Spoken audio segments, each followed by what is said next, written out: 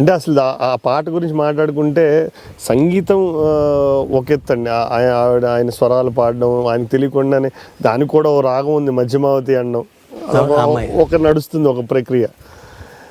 కాకపోతే సాహిత్యపరంగా చూసినా కూడా ఒక కోదండరాముడి మీద పెట్టుకున్నా కూడా ఇండైరెక్ట్ గా మళ్ళీ ఆ కథ నెడుతుంటుంది, కథకి వెళ్తుంది, తన జీవితాన్ని రిఫ్లెక్ట్ అవుతుంది.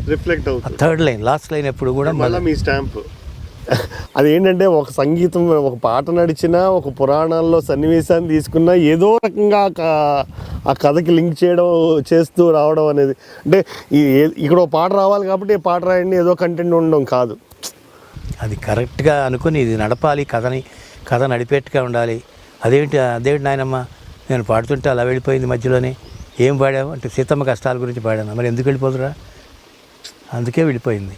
మరి ఆవిడ కష్టాలు తీరాలంటే అది ఎలా తీరాలంటే ఏదో చెప్తుంది, మా జనరల్గా చెప్తుంది, అది నాటుకుపోయింది వాడికి. ఊరిలో ఇట్లా వాళ్ళు వీళ్ళు సహాయం చేయడం కాదు, పర్మనెంట్గా ఏదైనా సొల్యూషన్ చెప్పాలి అని చెప్పడం కానీ చెప్పింది. ఇప్పుడు ఈ సువ్వాలే కూడా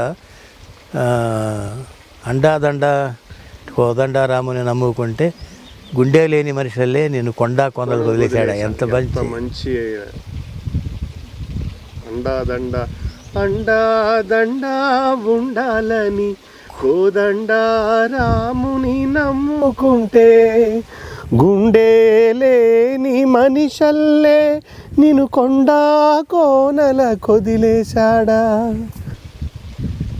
చాలా అగ్గిలు అది మళ్ళీ నారాయణ రెడ్డి గారిది అలా పువ్వు మొగ్గలాగా. అంత ముందు 2 లైన్లు మీరు ఇచ్చినవా? ఎప్పుడైనా చెప్పుకోవడం తప్పిస్తే అది చెప్పాలి నాకు నిజంగా మనసులో ఉండదు. అది మొత్తం ముక్కాల భాగం నాదే. ఈ లైన్స్ మాత్రం మంచి లైన్స్ అన్నీ వారివి. మాకేం పువ్వులే నువ్వు బయటకు వస్తావు, మొగ్గలాగా తెలిన నువ్వు నెగ్గేవమ్మా ఒకనాడు నింగినేలా నీ తోడు.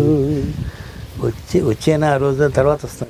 అదే వస్తుందమ్మా ఒకనాడు చూస్తున్నాడు పైవాడు, వస్తుందా ఆనాడు చూస్తాడా ఆ పైవాడు.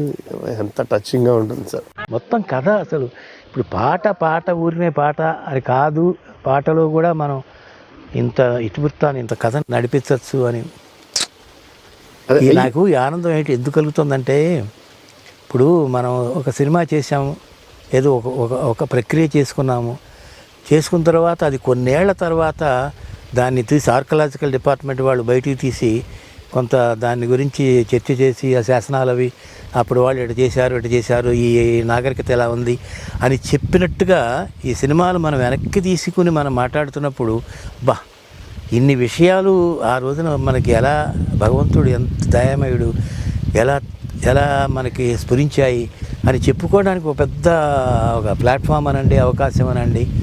మామూలుగా అయితే జనరల్గా నేనేం చెప్పాలనుకున్నానంటే, ఒకవేళ ఏ స్టాండర్డ్లో అయినా, డిగ్రీలో అయినా, ఇంటర్మీడియట్లో అయినా, పీజీలో అయినా తెలుగు సినిమా, భారతీయ సినిమా అని కనుక ఒక సబ్జెక్ట్ పెట్టదలుచుకుంటే మీ సినిమాలన్నీ ఆ సిలబస్లో చేర్చాల్సినవి, ఏం డౌట్ లేదు.